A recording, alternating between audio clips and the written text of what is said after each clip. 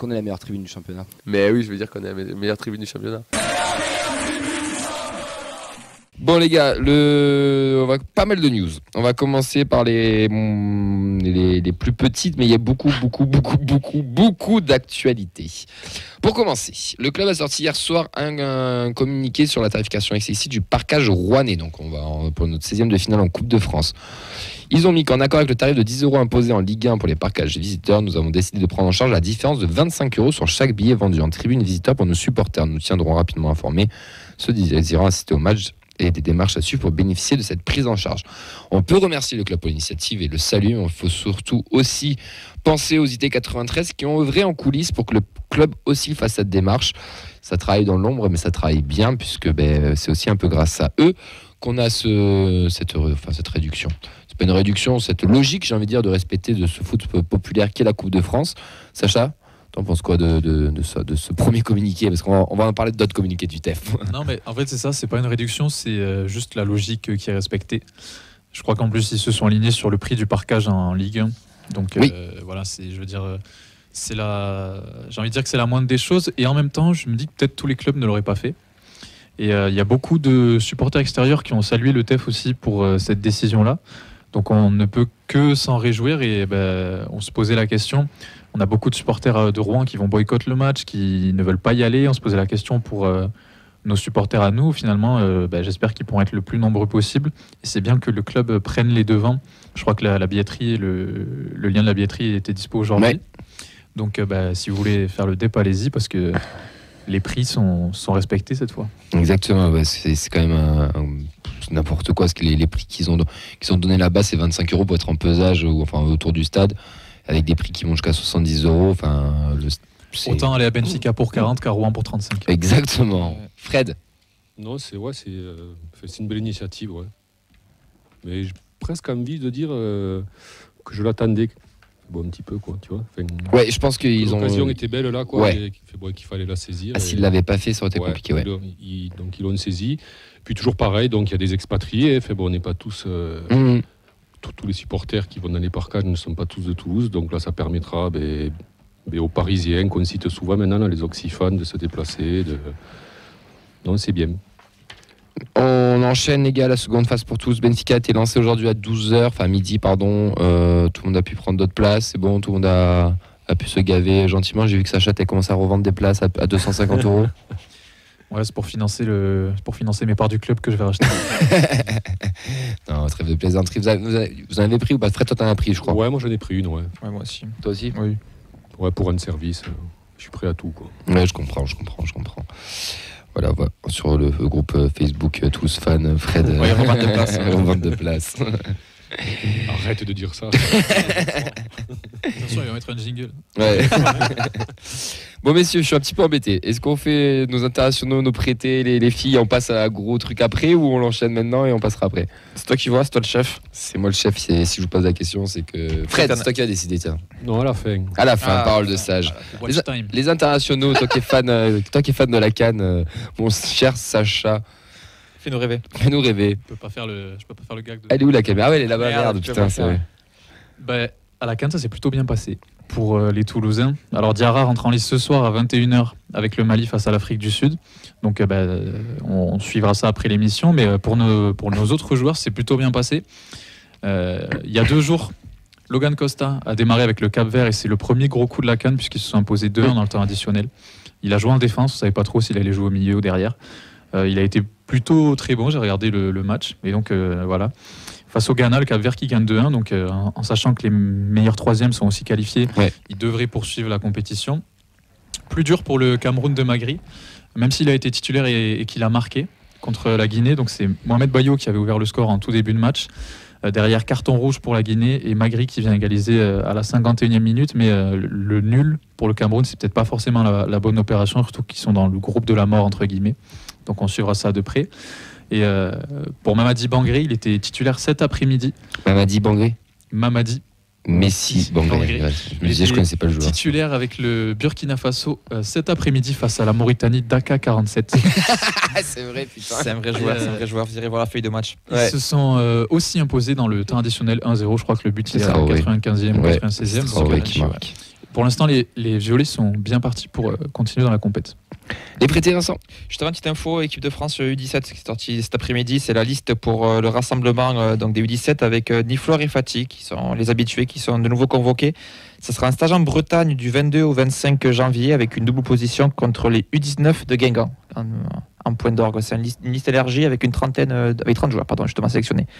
Les prêtés, du coup, oui, on a Begraoui à peine arrivé, déjà titulaire en pointe de Pau, il a joué 69 minutes, et n'a pu empêcher la défaite 2-1 à Paul Lignon. Pau reste 5e et dernier barragiste pour la montée dans une Ligue 2 où seulement 3 points séparent le 5e du 12e. C'est une dinguerie. Ouais, il y aura un suspense. Tu perds, tu joues le maintien, tu gagnes, tu joues la montée, quoi. Ben, c'est ça, tu fais une série de 2-3 victoires, tu recolles, quoi. La Préfo, la Fabrique Violette qu'on salue, victoire 3-0 des U14 à la Ardennes, nul 2-2 des U15 contre l'AF Catalan et défaite 1-0 des U16 à Albi. La N2. La N2, match nul 2 partout face à l'Olympique d'Alès. C'était donc samedi. Ntamak ouvre le score à 30e minute de jeu et le TEF concède 2 buts en 2 minutes. Bonota Traoré arrivera à arracher l'égalisation à la 80e. Le TFC pointe toujours à la dernière place du classement avec 3 petits points. Un petit but de 35 mètres avec un petit lobe des familles que le TEF d'ailleurs a diffusé. Qui est assez sympa. Les U19 se sont imposés 3-0 face à Bastia en 32e de finale de la Gambardella grâce à un doublé d'Elias Dao ainsi qu'un but de Mathis Saka. Les Pichouns du coup poursuivent l'aventure en 16e. Rendez-vous jeudi midi pour le tirage au sort. La Jet aussi passe proche de l'exploit, élimination de tir au but contre Saint-Etienne. Alex qui était au match, Fred, il s'est bien régalé. Il nous a dit, il a dit que c'était vraiment pas mal, que ça jouait bien, que devant c'était très intéressant, que ça allait assez vite et que derrière ils n'ont pas été très inquiétés et que Bastia c'était vraiment un petit peu la ramasse, quoi. Ouais, c'était limite Bastia, ouais. Non, mais ça fait du bien cette victoire pour eux, quoi. À la ramée et tout, il y avait pas mal de monde. C'était dimanche à 11h, il y avait du monde et c'était très très très très sympa. D'ailleurs, merci à lui de nous avoir pu faire vivre ce match. Le 17. Ouais, le match en retard contre Rodez a été reporté. C'était remplacé par un amical de reprise entre les deux équipes sur les annexes du stadium. C'est le compte Instagram Académie TFC qui nous l'a appris. Ils ont fait aussi un petit résumé, quelques photos. 3 mi-temps qui ont été joués pour une victoire finale 4-2 des Toulousains.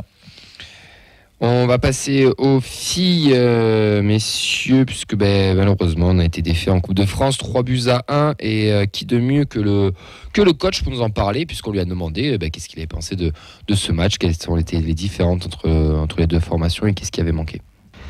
Le match de Coupe de France de ce week-end s'est passé difficilement, surtout en première mi-temps. Après on savait qu'il pouvait exister une différence de niveau dans beaucoup de dimensions entre notre équipe et celle de Saint-Etienne.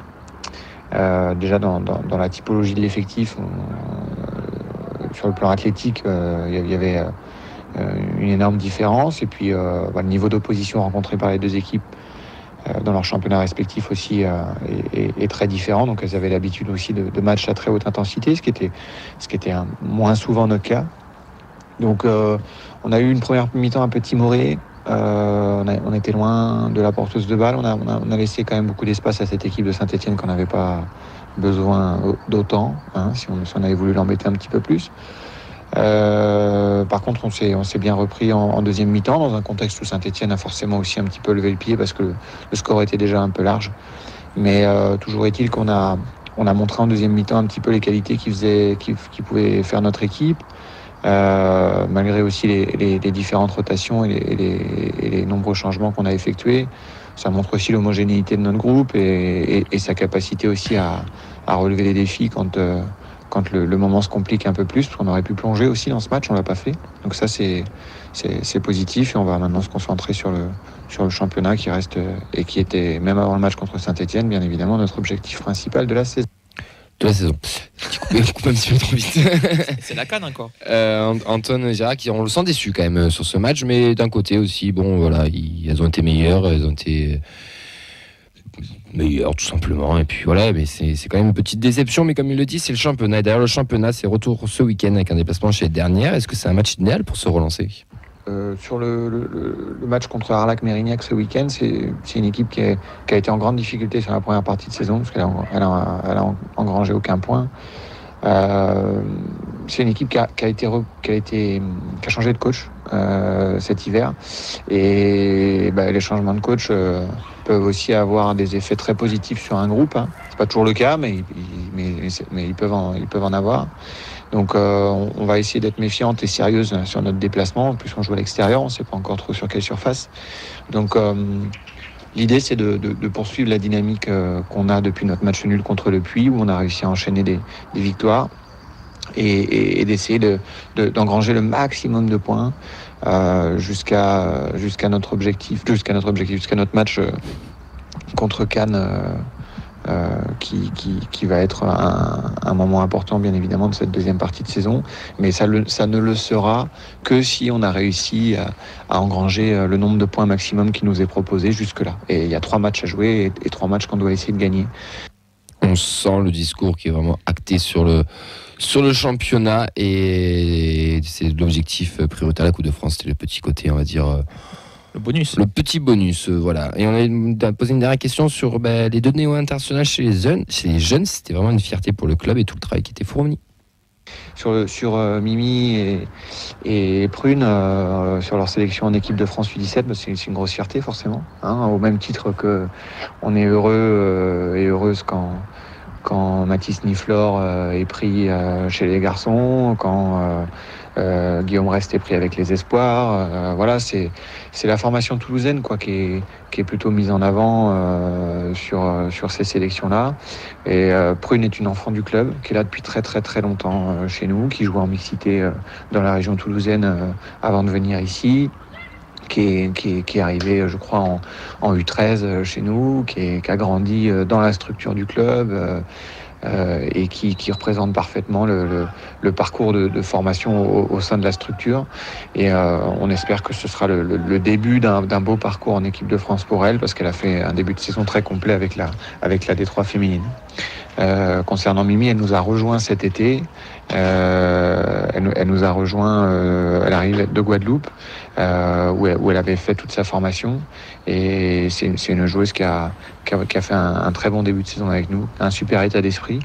On est très content pour elle qu'elle puisse vivre ce rassemblement et on espère que c'est une étape supplémentaire, elle aussi, dans sa progression. Donc voilà les propos d'Antoine Gérard, le coach de la D3 féminine, qui nous a parlé du match du championnat de Coupe de France et des 2 pitchounettes qui sont convoquées en équipe de France, où on retrouvera tous les mardis bien entendu. On le remercie de nous répondre à chaque fois à nos questions et on aura un petit point sur le match de dimanche, mardi prochain. On le salue, on salue bien sûr tout le staff et toute l'équipe des féminines. Et d'ailleurs, on va pas être complet sur les féminines. La R1, c'est pas très bien passé. Ouais, défaite 4-0 à la maison contre le leader, le MHSS2. On avait Glito qui était sur place, et qui était notre invité la semaine dernière, qui nous a dit qu'il y avait vraiment une grosse différence de niveau. En même temps, elles sont invaincues, elles ont que des victoires, à part un nul contre la SPTT Montpellier, qui est aussi invaincu, avec que des victoires, à part contre le MHSS2. Donc c'est des catégories au-dessus. Donc elle reste néanmoins à la 4e place de points d'avance sur Rodez 2, qui est un match en retard. Vas-y. Ah, et la bonne nouvelle, c'est qu'on les a reçus vendredi. On vous a parlé d'un match de FSGT de la 32e finale de Coupe Auguste Delon et le Forza Viola qui s'est qualifié en 16e de finale. Donc félicitations à eux, victoire 2-1 à Struxiano. Donc ce dimanche contre le CACP 13, donc une équipe marseillaise. Donc la Coupe de France, c'est la Coupe Auguste Delon, c'est la Coupe de France FSGT. Donc d'autres équipes toulousaines se qualifient, Vincent. Ouais, alors entre les copains de Passeport, on les a reçus plusieurs fois. Ils gagnent contre le DDFC, c'est dans l'Hérault. Le FC Camp Toulousain, ils ont battu le FC Physio. Au tir au but, pareil, c'est une équipe de Marseille. Et par contre, Saint-Alban, qui était l'autre équipe en course, a été éliminé contre le FC Gare-Laban Provence, qui vient aussi donc des Bouches-du-Rhône. Donc on suivra ça de près. Il y aura un 8e de finale à jouer pour nos équipes toulousaines. Ça sera sûrement un déplacement, mais on va suivre ça de près. On leur souhaite en tout cas bonne chance et bon courage dans ça la... donne envie quand même. Comment ? Je dis ça donne envie. Ouais, c'est de ouf. Ouais, les De gars. ouf. Ouais, mais bon, il n'y a pas de Coupe de France encore à 7. À 7, il y a des rassemblements nationaux, c'est plus amical qu'autre chose, quoi. Ouais. Et si on l'a créé? Et si on l'a créé, on s'affrontait contre nous, comme ça on est sûr de la gagner. Bon messieurs, on y va. On est vendu. Excusez-moi. Ouais, bah, c'est un peu ça. Regardez, on va aller en direct sur Twitter, actualiser, Alors, voir qui a tweeté. J'ai regardé mon fil d'actualité. Qu'est-ce qu'ils disent, hein ? Qu'est-ce qui s'est passé? Bon, on vous fait un petit résumé. Déjà, on avait prévu de parler de De l'info qui a été lâchée dans l'after hier par Daniel Riolo, qui a clairement dit en quelques phrases que le TF était vendu, que c'était fait, que ça allait être redonné à un fonds d'investissement américain et que nos jours n'allaient pas non plus être très... les beaux jours allaient se terminer, que ça allait être un peu plus sombre. Donc il a lâché la petite bombinette comme ça. Les Violets viennent de lâcher une info comme quoi le club a été vendu. La Dépêche aussi. Ouais, la Dépêche qui travaille beaucoup, là, qui a encore sorti quelques informations en plus. Là, l'article est sorti cet après-midi. Ce soir, ils l'ont réactualisé il y a plusieurs fois et plus d'informations à chaque fois. Donc voilà, mais le TF a sorti il y a 40 minutes un communiqué. Donc le Toulouse Football Club dément catégoriquement les informations récemment parues dans divers médias et sur les réseaux sociaux prétendant une vente officielle du club. Ces rumeurs sont totalement infondées et dénuées de toute vérité. La direction, le staff technique, l'ensemble des collaborateurs sont concentrés sur les ambitions qui attendent le club pour la suite de la saison. Alors, qui rachète, qui est vendu, pas vendu. Donc ça, il n'y a pas de nom. On fait un bingo. Aucun nom n'est sorti pour le moment en tout cas. Il n'y a pas de nom américain sorti. apparemment. Il y a Rémi Boisgard, j'ai pas envie de... Voilà, je fais son nom, qui vient de mettre un tweet aussi comme quoi ça faisait 1 an que on devait être vendu et que la Coupe de France a fait accélérer le processus. Nous ici, on vous l'a toujours dit, depuis que de toute façon qu'on est sous pavillon américain, on est en vente. Dès le premier jour, on est passé sous un fonds d'investissement, on était en vente parce que ils sont là pour faire de l'argent et pas pour faire autre chose. Là, ils l'ont acheté un peu moins de 10 millions, le club, il en vaut pratiquement 80, donc c'est sûr qu'il y a un gros bénéfice à faire. Maintenant, qu'est-ce que ça va être Est-ce que ça va être une vraie vente ? Est-ce que ça va être quelque chose de... Oh là, il est là, bravo. On peut l'applaudir bien fort. Il est là, le pailladin est arrivé. Est-ce que du coup c'est quelque chose qui va être l'ancien bureau qui a démissionné là pour pouvoir jouer la Coupe de l'Europa League, est-ce que c'est eux qui vont reprendre sous une autre entreprise, sur un autre fonds d'investissement, c'était un plus ou moins dans les tuyaux là, ces derniers temps, est-ce que ça va être totalement autre chose? En tout cas, est-ce que messieurs, là on a plein de questions, on n'aura pas les réponses ce soir, est-ce que vous êtes inquiets de toutes ces aventures? Je pense clairement qu'il est trop tôt pour avoir peur. Les rumeurs de vente, elles existent depuis un moment déjà.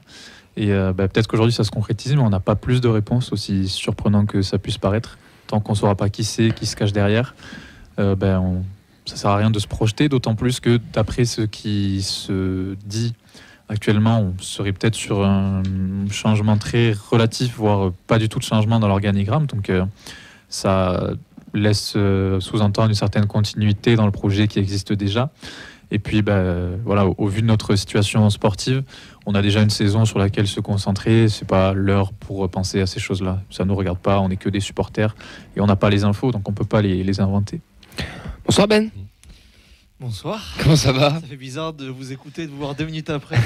J'ai éteint la radio quand t'as dit démenti, donc je ne sais pas ce qui s'est dit juste après. Le TF a fait un communiqué comme quoi ils ont démenti toutes les infos en gros. Ben, t'étais au stadium là, t'étais en train de... J'étais en train de négocier, ouais. Okay. Je crois Daniel de toute façon. Merci les agriculteurs en tout cas, ça fait plaisir. Oui, merci à toi. Fred. Oui. Mais par rapport à tout ça. Un peu comme Sacha, quoi. Limite, ça me fait ni chaud ni froid.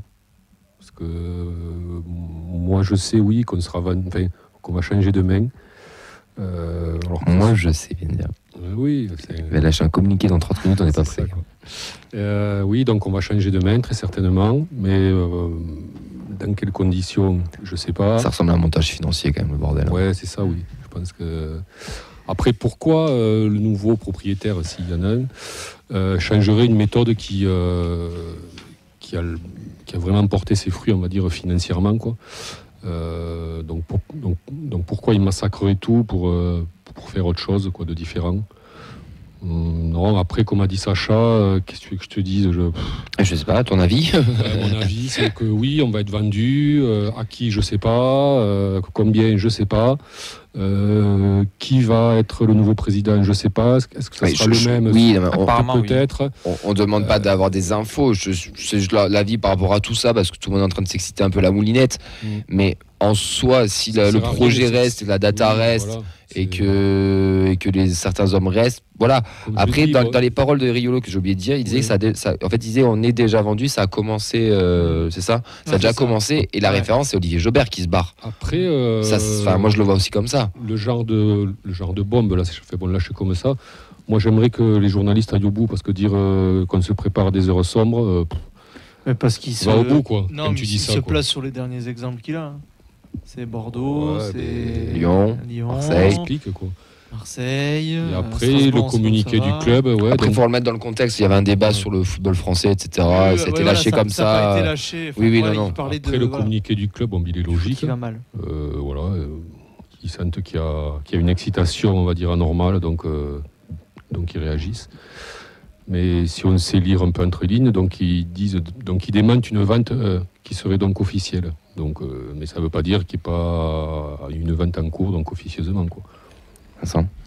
Quelques réactions sur les réseaux. Ou ton avis aussi. Je vote blanc. Si, ça marche. Franchement, attends, ça va être affreux ce que je vais dire, mais j'en ai rien à foutre de qui est propriétaire Oui, du TEF. il l'a dit. Tant que ça change rien. sous. Tant qu'ils donnent des sous, que ça n'impacte rien sur le terrain et que les équipes en place restent pour avoir de la continuité, le propriétaire, franchement. Mais on tend vers ça. Je veux dire, Continuité. est-ce que franchement ça vous a fait de la peine qu'on est passé de la Ligue 2 BKT à la Ligue 1 Orange? Enfin, tu vois, je veux dire, le naming, celui qui fout les sous, je m'en Oui, tape. surtout que Géry Cardinal, on l'a jamais vu à Toulouse. Mais il est venu deux fois, Ouais, quoi, mais donc, on est quand même le seul fonds d'investissement qui marche. Oui, complètement. On est la seule réussite quand même. Moi, les C'est autres, les un Bordelais, parmi les tout beaucoup Bordelais, je les d'erreurs, plains. Hein. Même les Marseillais avec Longoria, Strasbourg, Lorient, oui, ouais, exactement. bien sûr. Après, Attention, c'est- vous avez votre exemple à vous, pour moi, qui est une réussite, mais quand tu regardes autour, ça fait peur. Ouais, et est-ce qu'on ne sera pas est-ce une que réussite ça sera pendant 10 ans? géré... Non, déjà. Et est-ce que ça va être géré aussi bien que ça actuellement? Je suis pas sûr non plus. S'ils mettent des sous et qu'ils laissent gérer. Mais est-ce qu'ils vont mettre, je sais pas. après, Parce que maintenant, le logiciel, on l'a en soi, parce qu'avant, il y avait quand même quelques enjeux, puisqu'il y avait une multipropriété, il y avait des outils qui étaient utilisés pour les autres clubs sportifs dans d'autres disciplines, style le football américain, etc. Mais maintenant, on l'a. Ils vont partir avec, de toute façon. Après, On l'a sauvegardé quelque part, au moins sur, je sais pas, sur OneDrive, je sais pas. Faut ou pas que sur ceux qui Google. sachent le lire s'en aillent. Après, moi, je dis je m'en fous, parce que c'est là maintenant et que j'ai pas de nom, mais si tu me sors un type à la cage, Gérard Lopez, ou un truc comme ça. Waouh, je pense que- bon, là, je m'en foutrais pas quand même, quoi, tu vois. Il sort pas de l'aéroport, hein. Non, mais Il il faut même faudra, accueillir que Spearings aussi, faudra sûr. quand même qu'il y ait certaines choses qui soient respectées par rapport aux supporters, par rapport donc aux spécificités du club. Donc, quand je dis je m'en fous, c'est oui, je m'en fous là, quoi. Mais après, il faudrait pas que ça soit non plus. Je m'en fous parce que j'ai pas d'infos, hein, et en attendant Voilà, les infos, c'est après on ça, réfléchira. exactement. Ouais, puis d'un autre côté, enfin, il y a quand même des gens en place, tu peux pas tout dégager. S'il arrive et dit on dégage tout le monde part, oui, là je suis inquiet. C'est Mais, possible, si, j'espère pas. il n'y a aucune des rumeurs qui disaient Après, que moi, c'est ce que je ça a reproche débougé. à ce genre de choses, et je vais le dire donc en direct, donc à tous les médias qui lâchent des choses comme ça, mais allez au bout, quoi. Dites-nous, voilà, j'ai cette info-là. Mais ils ont pas les infos, Mais alors, toutes qui les se infos, taisent, je pense. quoi. Qui se taisent, Eh, mais c'est franchement. pas- C'est- Fazani, ça- il a bien mis le feu en tout cas. Oui, oui. Donc, après... Je pense qu'ils n'ont pas tous les éléments. Hein. Ou alors, on m'a dit, enfin, tu vois, Mamadi Là, m'a dit. j'ai une source, nana, voilà, quoi. Enfin, tu étayes un peu, quoi, mais tu balances ils pas peuvent- des choses comme ça, quoi. Je pense que ça sortira quand tout le monde sera sûr aussi Je sais pas, de Daniel, des c'est la trucs. deuxième fois qu'il en parle quand même. 3 même, ouais. Ouais, donc, Mais il les lâche comme ça. Après, Ouais. le TEF n'intéresse pas forcément RMC, Non, donc ça va être non. plus d'autres médias locaux quand qui tu vont. vois déjà ce qu'ils qui vont s'en charger. investir, ouais. Peut-être justement, s'il n'intéresse tellement pas les grands médias que s'il faut, Riolo parlait de la vente de Sadran à Redbird. Hein. Après, C'est peut-être Jeannot qui lui a dit. ah bon, après, je parlais pas que de Riolo, ouais, je parlais de l'ensemble des gens. Oui, oui, oui. C'est Voilà, lui il y a qui ça, a- quoi. Les réactions. Ouais, pas mal de réactions. Ah bah, sans donc, deck. comme tu peux te douter. Déjà, on va saluer Pichou qui vient de renouveler son abonnement pour 5e mois d'affilée sur Oui, c'est un Twitch. crack. On le Pichou, le remercie. crack. Exactement. Du coup, il dit justement, ici, nouveau front est celui qui a investi sur le TEF et le même que celui qui a investi à F1 avec Alpine. Ce sera peut-être plus porté sur le sportif, pardon, ça peut être bien. David va dans le même sens, il dit autre capital, Alpine et le TFC, ça aurait de la gueule. Fab nous dit j'espère que ce ne sera pas un requin, un GR de Dallas qui prendra les rênes ou un gars d'une pétromonarchie qui se fout complètement du foot et qui fait n'importe quoi.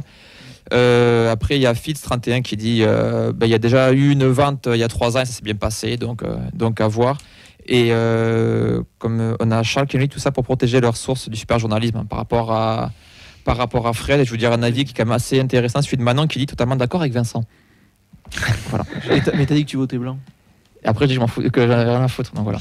Ouais, Rien à foutre des trophées. Non, pas. C'est un faux compte, maintenant tu l'as créé toi. Et je l'ai vu changer de page, donc il y a des chances. Ouais. C'est moi de ce qu'on a lu, de ce qu'on voit. Après, je me trompe peut-être, hein, mais j'ai l'impression que c'est ceux qui étaient sur Redboard, le bureau, l'ancien bureau, qui va reprendre sous un autre nom. Ça sent ça. Ça serait cool. Ça ressemble à ça. Après, ça se trouve c'est absolument pas ça, et on verra plus tard. De toute manière, on va. Je voudrais démentir juste parce qu'il y a Manon qui vient de dire oui, c'est un faux compte, il me paye. Non, je ne paye personne pour faire ça. Bien joué, Manon. Bravo Laura. Ouais, de ouf. Il va avoir des problèmes en rentrant. Ouais. Putain, je suis dans la merde. Il m'a perdu, putain. Bon, en tout cas, on va suivre ça de près. On verra. On est un peu comme tout le monde de toute manière. Le business partit du principe, partit d'une seule chose, c'est que le sportif, qu'il soit américain, qatari ou brésilien ou hollandais, ils s'en battent les steaks. Ce qu'ils veulent, c'est du business. Et nous, là, ce qu'on a réalisé depuis 3 ans, c'est qu'on a un bon business qui marche bien. Et c'est ça qui intéresse les gens et pas que le sportif. Le sportif, ça vient dans le deuxième temps qui peut te faire une petite plus-value. Il y a toujours l'attractivité autour. Pardon, il y a toujours aussi l'attractivité de Toulouse, forcément. Oui, oui. Quand tu as les résultats, la rentabilité, parce que le taux de rentabilité qu'on aurait, parce que les chiffres commencés par la dépêche sont impressionnants. La ville, la ville. Saint-Etienne, ils n'arrivent pas à vendre parce que c'est plus compliqué chez eux. Enfin, voilà, c'est pas contre les Stéphanois, mais c'est un fait. On va suivre ça non, mais si, c'est vrai en plus, c'est un fait. On va suivre ça de près. On vous tiendra bien sûr au courant. Restez connectés. De toute manière, ça va jaser dans tous les côtés. Il y aura beaucoup de vents qui vont être brassés. Il faudra bien attendre ce qui se passe officiellement.